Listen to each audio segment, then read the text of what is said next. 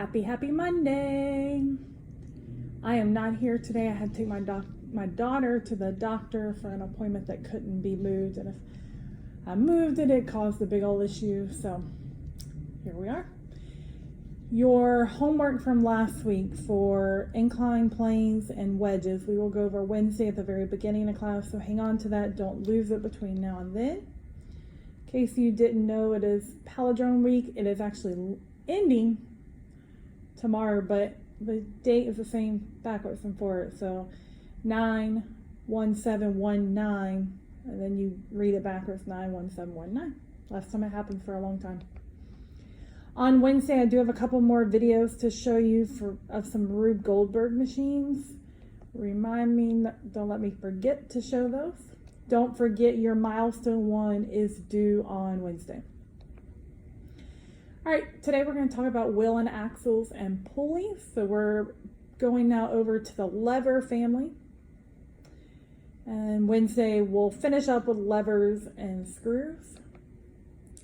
So we've gone through, we've talked about mechanical advantage, what a 4-to-1 means. We've talked about what mechanical advantage of greater than 1 means, what less than 1 means. We've talked about IMA, I'm a deer, am I free for AMA. And now we come to wheel and axle. So a wheel is a lever arm that is fixed to a shaft. And so we have to remember, kind of hard to see, but the wheel we are talking about is a lever. So we're not talking about the whole circumference of the wheel. Think about it more as a lever. And so the wheel and axle the wheel is affixed to the shaft, and that shaft then is the axle. The wheel and axle move together most of the time in order to make a rolling motion. However, sometimes it does lift, and it's really important that you know what is applying the effort and what's then being resisted. Sometimes it's the axle driving the wheel, and other times it's the wheel driving the axle. So most of the time we think of the axle driving the wheel. However, wheels driving the axle. Think about a steering wheel. You hold the steering wheel and you turn the steering wheel, which makes the axle move. Same thing like a knob on your stove. That other picture there, that's a water valve. So you turn the outside of the valve, which makes the axle move in the middle. So the IMA of a wheel and an axle. So they've told us that the diameter of the axle is 6 inches and the diameter of the wheel is 20 inches.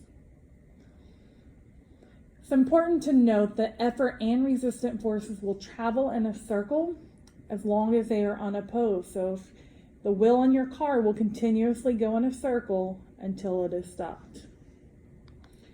I copied and pasted and put this in your note outline, but I wanted you to see how we got to IMA's formula there. So it's IMA equals effort diameter over resistance diameter. Because remember, the circumference is 2 pi diameter. 2 pi r or pi diameter. And so the pi's are going to cancel out, and so that's why it's effort diameter over resistance diameter. It's in your notes there, nothing to write down. So what is the IMA of the wheel if the axle is driving the wheel? So in this case, the axle is making the wheel move, so my effort lies within the axle. So my effort diameter is 6, so it's going to be 6 over 20, or 0.3. And then remember, it's a ratio, so it's 0.3 to 1. And then they have moved the decimal over to where it's 3 to 10. Either one of those is correct. So now let's flip it. What is the IMA of the wheel if the wheel is now driving the axle? So the wheel is now providing the effort. We're going to flip those numbers. So it's going to be 20 over 6, which equals 3.33, or 3.33 to 1. So AMA, they've given us some force here. We have 200 pounds and we have 70 pounds. And in this example, the wheel is driving the axle. And so the 70 pounds becomes my effort force. because that is the force on the wheel. So in this case, resistance force is 200, and that's going to be over my effort force of 70, and that's 2.86 or 2.86 to 1. And so then we're going to calculate the efficiency. The 2.86 from right above over the 3.33 from the slide before times 100, and we get 85.9%. Pretty good. All right, pulleys. Pulley IMA. There are two types of pulleys. We have a fixed pulley and a movable pulley.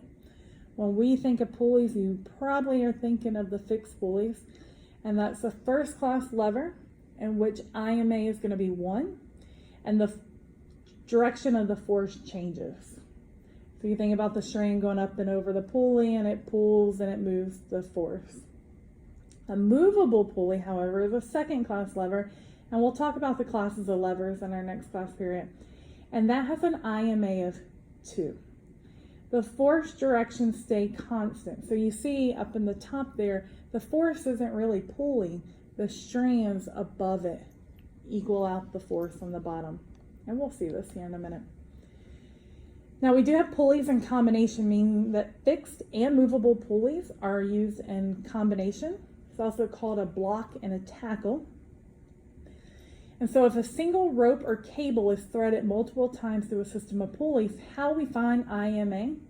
We count. It's the number of strands opposing the force of the load. So over here, this picture over here with the motorcycle on the bottom, what is my IMA? How many strands do I have? If you said 4, you are correct. And you'll see there that the strands actually turned red that you count.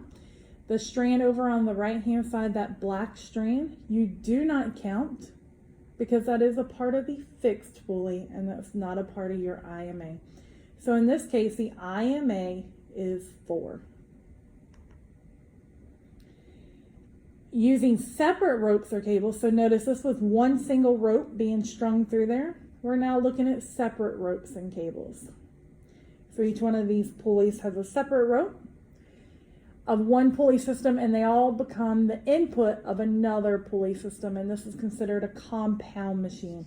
So we have 80 pounds of force on the bottom, and if you go up, you have a movable pulley, and there are 2 strands going into that pulley, so each strand has to support 40 pounds, and those 40 equal the 80. And then you follow up. You have 40 pounds on that strand right here. And that comes up into this pulley.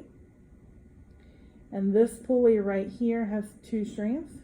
Those 2 strands, each one has 20 pounds to support the 40.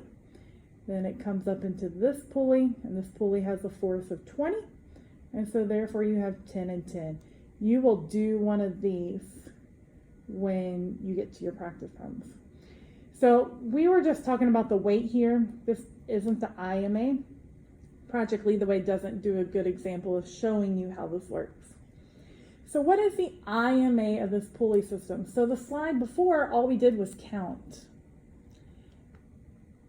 It's almost that simple, but not quite. So my formula is going to be IMA total equals IMA 1 times IMA 2 times IMA 3. Because remember, we now have separate ropes and cables. So these are really 3 different pulleys. And so if this is pulley 1, the IMA is 2 because we have 1, 2. If this is pulley 2, IMA is 1, 2. So that's 2. And the same thing for 3. And then we multiply them together. 2 times 2 times 2 is 8. So the IMA of this pulley system is 8. Now looking at the AMA. So we have the same pulley system over here, only now they've added some forces for us. So we have 800 pounds of resistance force pulling down on those pulleys. And then we have 230 pounds of effort that we are using to pull the pulley. So my resistance force is going to be that 800 pounds that is pulling on the pulleys over our effort force, which is what we are pulling on the string of 230 pounds. So 800 divided by 230. Our AMA is 3.48 or 3.4821. And then we calculate efficiency. So AMA over IMA times 100. AMA is at 3.48 over 4, because remember the IMA for this is 4 because we counted the strands, times 100, and our efficiency is 87%. Not too bad. Okay, so here's what we're going to do now is you are going to get your sheet, and your sheet is going to look just like this. And you're going to go through and you're going to do some calculations. And I want to go through and I want to make sure that you have some information that you need. So an industrial water shutoff valve is designed to operate with 30 pounds of effort force.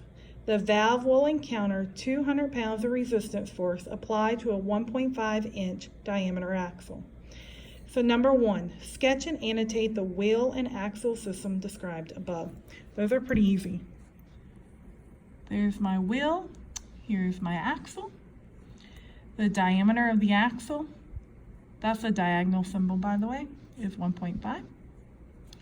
The diameter of the wheel is, oh shoot, I forgot. Oh, we don't know that, forgot. You're gonna look that up. And then my resistance force is 200 pounds. My effort force is 30 pounds, and we're done. That's what you do for number 1. Now I'm going to help you with some formulas. Number 2, you're going to use the AMA formula. Number 3, you're going to use AMA equals IMA. You get another problem here. Number 4, you're going to do a sketch similar to up here. Number 5, what is the ideal mechanical advantage? So you're going to use IMA. Remember, you have to convert feet to inches. And remember, our wheels, we're looking at levers, not circumference. Pi is not a part of anything that you do in number 5. So keep that in mind. Number 6, I told you AMA equals IMA. Number 7, we are calculating the linear distance traveled by each of these vehicles when their wheels have made 1 revolution. This is where the circumference equals pi times diameter comes into play. And so my circumference in this case is going to be pi times diameter, which is right here, which is 2.5. You multiply 3.14 times 2.5. Circumference is 7.85 feet. And what this tells me is that that car, the wheel of it is 2.5 feet in diameter. If that wheel travels around 1 time, that car is going to travel 7.85 feet. You're going to do the same thing there for number 8. On the back for pulleys, construction crew lifts approximately 560 pounds of material several times during the day using a flatbed truck to 32-foot rooftop. A block and tackle system with a 50 pounds of effort force is designed to lift the materials. In this case, you're going to be doing AMA. And I'm going to go ahead and tell you, your answer is going to be 11.2. However, you do need to show the work. How did you get from here to here? But with this being said, the next question, in order to achieve the required AMA, what is the minimum number of supporting strands that will be needed in the pulley system? It told me up here I need 11.2. So how many is the minimum strand?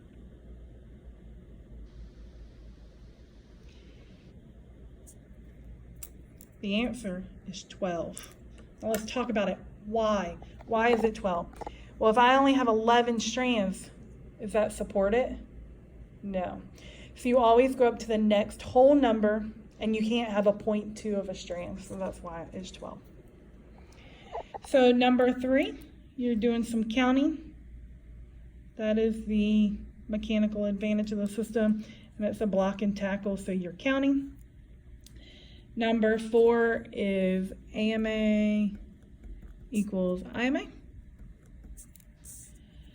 Number 5, again, AMA versus IMA. And it's asking you determine the minimum number of strands. So when you calculate this, it is going to be a decimal. Remember, round up to the next whole number. So your answer is going to be a whole number. Down here at the bottom, we're going to solve for the missing tensions. So I know on this strand, I have 20 pounds. The strand parallel to that also has to be 20 pounds. And so 20 pounds plus 20 pounds is 40 pounds up here. Let me come in a little closer. So if I have 20 pounds on this strand, that means this strand also 20 pounds. So I have 20 here, and I have 20 here, and I have 40 down here. And that's it. That's all you're doing. They're not all going to be this pretty and this even, but start with the weight that is given and then go backwards from there. I will be back on Wednesday. We will go over this paper. Make sure you have completed this. We'll go over this one, and we'll also go over the other one from last week. Hope you have a great Monday. Bye.